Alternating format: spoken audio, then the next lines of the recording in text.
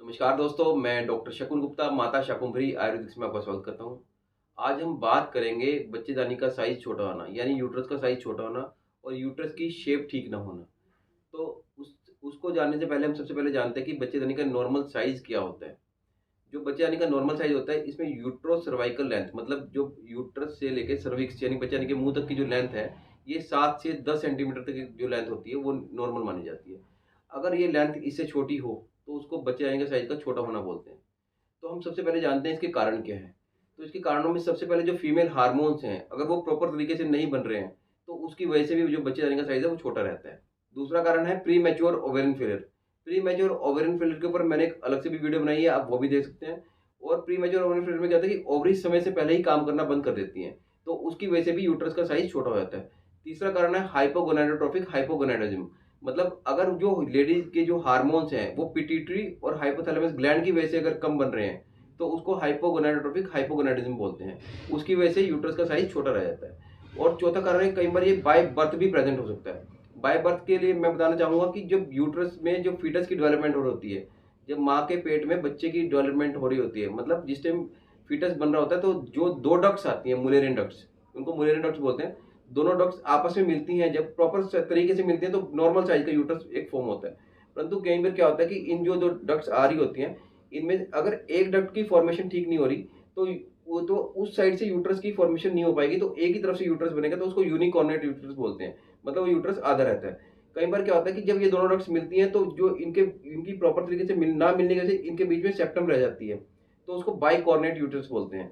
और कई बार क्या होता है कि इन दोनों जो डक्ट्स आ रही होती हैं, इनमें से दोनों की डेवलपमेंट ही नहीं हो पाती, तो यूट्रस बन ही नहीं पाता। तो ये थे सभी इसके कारण। अब हम बात करेंगे सिम्पटम्स के बारे में। जनरली जो यूनिकॉर्नेट और बाइकॉर्नेट यूट्रस वाले पेशेंट्स होते हैं, उनमें शुरू में कोई भी सिम्पटम नहीं आते। उनको पीरियड्स नॉर्मली आते रहते हैं। कई बार कोई दिक्कत आती है, परंतु ज़्यादातर उनको पीरियड्स नॉर्मल आते हैं। उनका पता कब लगता है उन पेशेंट्स का, जब उनको प्रेगनेंसी नहीं हो रही होती, या प्रेगनेंसी हो जाती है तो मिसकैरेज हो जाता है। तो जब इन्वेस्टिगेट करते हैं, तब पता लगता है कि इनमें बाइकॉर्नेट या यूनिकॉर्नेट यूट्रस है। तो दूसरे पेशेंट जिनका बच्चे का साइज छोटा होता है, उनमें उनमें क्या दिक्कत आती है, उनमें पीरियड्स आ ही नहीं पाते, पीरियड्स बन ही नहीं पाते, जो एंडोमेट्रियम है वो तैयार ही नहीं हो पाती। तो जब जब वो उन पेशेंट की इन्वेस्टिगेशन करते हैं, तब पता लगता है कि उनके यूट्रस का साइज छोटा है। तो इसमें सब इनमें सिम्पटम यही है कि एक तो पीरियड्स नहीं आएंगे, और दूसरा प्रेगनेंसी में दिक्कत आएगी। प्रेगनेंसी या तो होगी ही नहीं, प्रेगनेंसी कंसेप्शन होने में ही दिक्कत आएगी। दूसरा, अगर प्रेगनेंसी हो भी गई, तो बच्चे की जो ग्रोथ नहीं हो पाएगी और मिसकैरेज हो जाएगा, रिकरेंट मिसकैरेज रहेंगे। तो ये था सभी इसके सिम्पटम्स के बारे में। अब हम बात करेंगे प्रिकॉशंस के बारे में। अगर किसी को बाय बर्थ दिक्कत है, तो उसमें कोई प्रिकॉशन नहीं ले जा सकती। परंतु अगर किसी को हार्मोन्स की वजह से प्रॉब्लम आ रही है, हार्मोन्स की वजह से साइज छोटा है यूट्रस का, तो उसमें प्रिकॉशंस ली जा सकती हैं। उसमें एक तो रजस्वलाचर्या का पालन करना है। दूसरा, उसमें जो लाइफ़स्टाइल है और आहार विहार है, वो हेल्दी रखना है। आहार यानी जो हम खा रहे हैं, उसको हेल्दी खाना खाना है, जंक फूड नहीं खाना है। डाइट अच्छी लेनी है, और हेल्दी डाइट और बैलेंस डाइट लेनी है। दूसरा, उसको जो एक्सरसाइज डेली करनी है, वॉक करनी है, योग कर सकते हैं, प्राणायाम करना है। प्राणायाम में अनुलोम-विलोम, कपालभाति और भ्रामरी प्राणायाम, ये मुख्य तौर पे करना है इसको। तो इससे जो भ्रामरी से जो हाइपोथैलेमस और पिट्यूटरी ग्लैंड स्टिमुलेट होंगी, और उससे जो हार्मोन्स बनने की संभावना बढ़ जाएगी। अनुलोम-विलोम और कपालभाति प्राणायाम से पूरी बॉडी के अंदर जो ब्लड का सर्कुलेशन बनता है, बढ़िया रहता है। उसकी वजह से भी जो हार्मोन्स का जो नेचुरल तरीके से जो उनका जो सिक्रीशन होना चाहिए, वो होना स्टार्ट हो सकता है। अब हम बात करते हैं इसके ट्रीटमेंट के बारे में।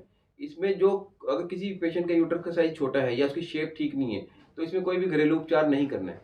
उसमें किसी योग्य डॉक्टर से इसको संपर्क करना है। अगर आप हमसे भी संपर्क करना चाहते हैं, तो हमसे भी संपर्क कर सकते हैं। हमारे पास बहुत सारे ऐसे पेशेंट्स आते हैं जिनके जो यूट्रस का साइज़ छोटा है या शेप ठीक नहीं है, तो हम उनको इस प्रकार से ट्रीटमेंट देते हैं कि उनकी बॉडी नेचुरली उन हार्मोन्स को प्रोड्यूस करना स्टार्ट करे। तो इससे बहुत सारे पेशेंट ठीक होते हैं। और अगर आप हमसे संपर्क करना चाहते हैं, तो नीचे दिए गए नंबर पे संपर्क कर सकते हैं। उम्मीद है आपको ये वीडियो हेल्पफुल लगी। अगर आपको ये हेल्पफुल लगी, तो इसे लाइक करें, शेयर करें। आयुर्वेद, हेल्थ और मेडिकल से रिलेटेड ऑथेंटिक जानकारी के लिए हमारा यूट्यूब चैनल माता शाकुंभरी आयुर्वेदिक्स जरूर सब्सक्राइब करें। धन्यवाद।